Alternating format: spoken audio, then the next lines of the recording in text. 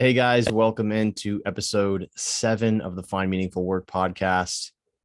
What happens to your life when you do work you love? Scott, what's up, man? Yo, what's up, Mike? Can you believe we're already at episode 7, man? This is just getting flowy and fun. And I Yep. think today's topic is gonna rock, dude.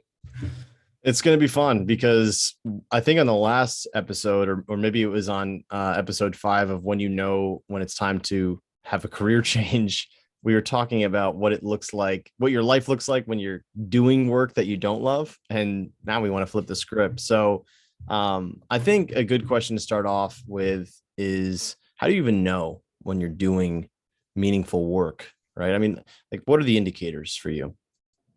When you're not experiencing what you are when you're stuck in something that you absolutely despise, right? Like you're not experiencing burnout and fatigue from work and anxiety and frustration, everything that we talked about in, I believe, episode 5, which you should certainly include in the show notes below. But when you're fully immersed in work that you love, work that's bringing a strong sense of purpose and fulfillment, generally speaking, it's a lot more joyful, it's flowy, it's fun. And ultimately, at the end of the day, you feel like you spent your work hours doing something that matters to you and is moving you progressively forward towards a larger vision that you'd like to turn into a reality in the future. I think too, maybe someone's thinking, does this mean like if I go and I do work that I love, I clarify it, I figure out the idea, I move towards it. Um, let's say, for example, we've got a guy in a program. He wants to build this adventure company, and he's in the process of actually building it.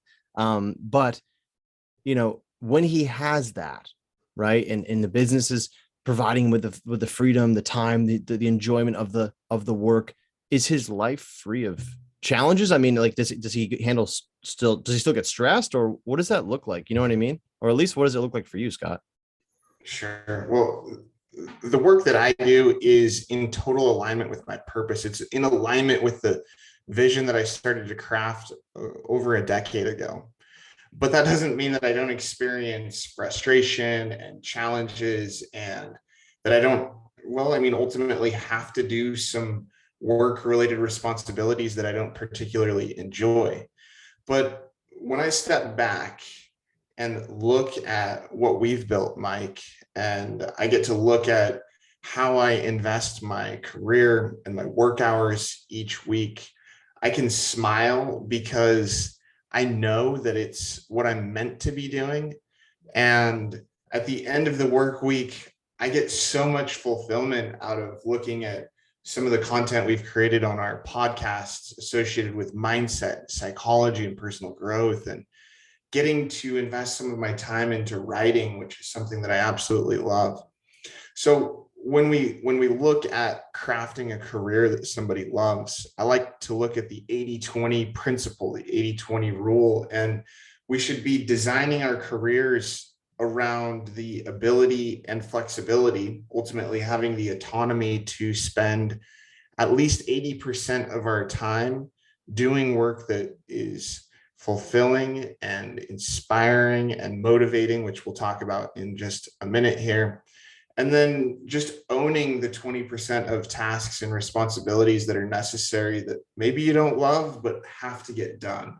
So, Yeah, and I think part of, a lot of the reason why we got a lot of guys that are drawn to Peak is just the honesty, right? And the honesty behind the message. And I believe that we're putting that out. And I want to be totally transparent here. Like, we've been building Peak together, and it's been a dream, but it's also been extremely challenging. I mean, right, Scott? Like, we have to be totally transparent. Like, we've gone through some serious challenges, right? yeah, incredible challenges from mastering. We'll just take an example. I mean, not like a PhD level Facebook advertising manager, but I put a ton of time into leveraging my digital marketing skills, expertise, analytical skill set to master the Facebook advertising platform, only for that to completely go under for us because of some of the platform changes that they made. And what that made me feel like when it was working was that I was really doing something that mattered, that was having a positive impact, that was moving the business forward, that was helping people, that was reaching people that wanted to see our message.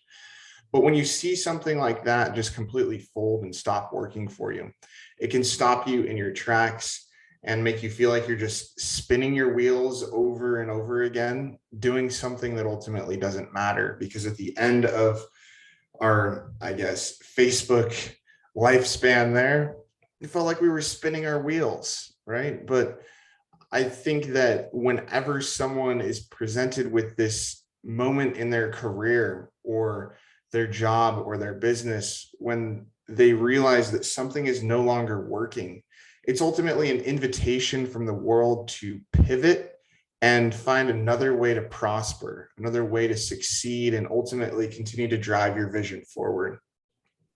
Yeah, those times were really challenging, and every time that I know that I can speak for myself, every time that I was faced with like, wow, like what if this doesn't work out? You know what I mean? The idea of me going back to doing something else other than what we're doing right now just was like, there's no other path. And so when you do work you love, this is why I wanted to really hammer this home. When this is how your life changes when you do work you love, that when obstacles come, it's like, I'm going to handle these obstacles. Where when you're doing work that you hate and obstacles come your way, I mean, it destroys you. Like it really destroys you, because it's like, I never wanted these in the first place. Where at least when you're doing work that you love and you do face the challenges, which you will face because this is nature, just like a storm is actually, a thunderstorm is rolling in here in Costa Rica at the moment. Storms come. Do you want to face that storm or not? At least face the challenges in life that you do want to face, right? Like you get to pick the battles. So in building Peak, are we done with challenges? Probably not, but I look forward to the next one because, hey, we get to do this thing. And so that's one of the beauties of, I believe, how your life actually changes. You have good problems. So, Scott, um, a lot of guys talk about motivation. That's one of the big things, right? Motivation podcasts, motivation YouTube videos, motivational books. What happens to motivation when you're doing work that you love? Mm. Well, I think there's two factors that we need to talk about here, and those are intrinsic motivation and extrinsic motivation. And extrinsic motivation is really those things externally from you that drive you to do work, a paycheck, promotion, a new client, whatever the extrinsic reward is, the thing that initially got you going in the first place. And these are great in the beginning, but they suck for what we call long haul motivation, long haul energy that keeps you going when those inevitable roadblocks or challenges arise. For anybody listening right now, you can probably think back to either your current job or a business that you're trying to get going. And you can remember how excited you were on the first day, maybe the first week, maybe for the first few weeks as you were working, or maybe even grinding towards that first paycheck or the first client. But ultimately, you started to experience your motivational energy start to decline because you were purely relying on extrinsic drivers, right? The paycheck, the client, whatever got you going in the beginning. Now, like I said, extrinsic motivation is not a bad thing. It's great to get you going. But if you're purely relying on that, your drive to continue will diminish. It will die out.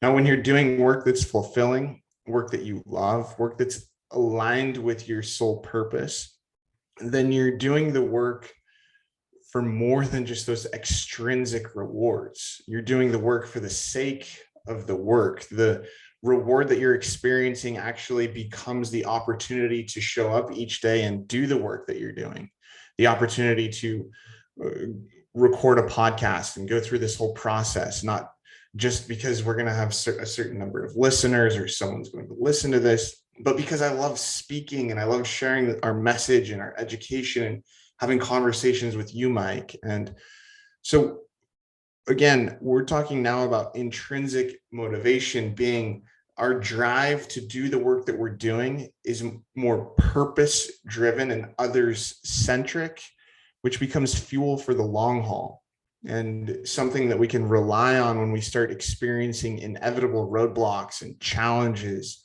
along our way towards turning our professional vision into a reality. Beautiful.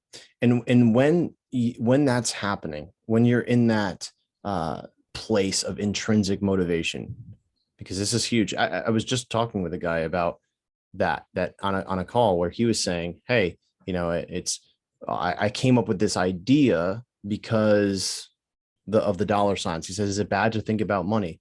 It's not bad to think about money.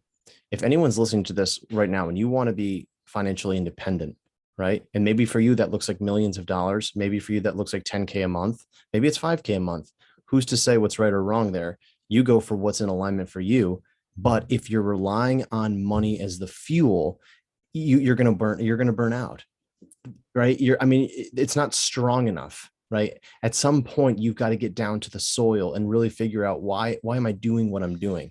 Now, I know that people are just focused on money. Again, I'm not saying that's right or wrong, but I want you to think both. This is what you're saying ultimately here, Scott, right? Like, yes, it's great to have financial freedom, but let's also think both and make it doing something that's deeply inspiring for us so that when challenges come, we have that intrinsic, that real powerful fuel to push through. Is that what you're saying?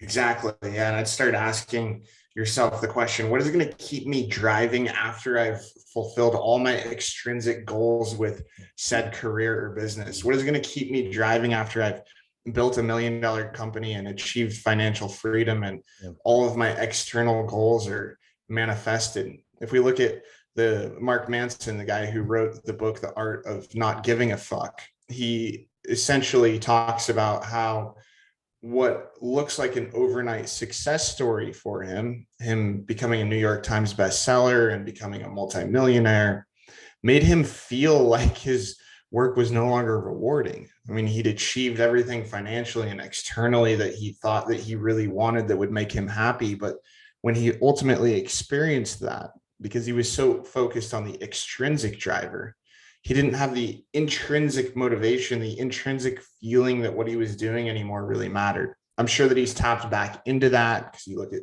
some of the other books and his amazing content that he continues to put out. But we have to start looking at both intrinsic and extrinsic drivers as we start to redefine our careers and our vision for the future.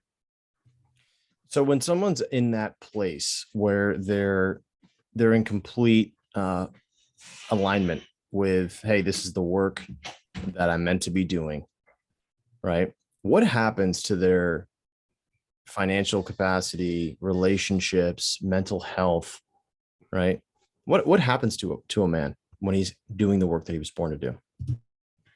Well, I can just say from my experience and from our clients' experiences and seeing Mike's life evolve here over the last couple of years, that everything gets better. Literally everything, every facet of your life, your relationships, your energy, your health, your financial earning capacity, your feeling of confidence, and ultimately what you're doing with your life becomes better when you are in alignment with what you see as your purpose here on this planet, and merging that with your profession or your business, and just waking up each day to work on something that you care about. Beautiful. A rising tide lifts all boats. Cool. So what suggestions do you have for any men right now that are listening? They love the outdoors, traveling, being the best version of themselves. They're trying to create more impact in their work and really redefine that spark, that purpose. What suggestions do you have for them? Sure. I would invest in really getting to know yourself at a core level. And at Peak Prosper, we call this your natural operating state. This is taking the time to understand how your thoughts and your beliefs are programmed currently. What belief system has brought you to where you are today? and ultimately taking the time to reprogram that, upgrading your thinking to become more aligned with the person that you desire to become. And after that, taking the time to clarify your skills and your natural strengths and some of your passions, and understanding how these could be built into crafting a career that aligns with your purpose. Now, you might be wondering, well, great, Scott, that sounds awesome, but how do I do that? And I've got a couple of recommendations for you. The first one is I suggest you check out our 2.0 transformation program, and we're currently open for enrollment. You can book a call with Mike or myself. We'll include a link in the show notes. And secondly, go ahead and check out our free online mini course. It's designed to help you clarify your purpose, your vision for your professional future, whether that's starting a business or shifting into a more meaningful career, and creating a plan of action to actually turn it into a reality. So that's what I would recommend as far as some next steps for you. Beautiful. Thank you so much, Scott, for the recommendations. Thank you for all those who tuned in today. I think that we can call this one a wrap. Yeah, let's call it a wrap. We'll see you guys in the next episode. Pura Vida.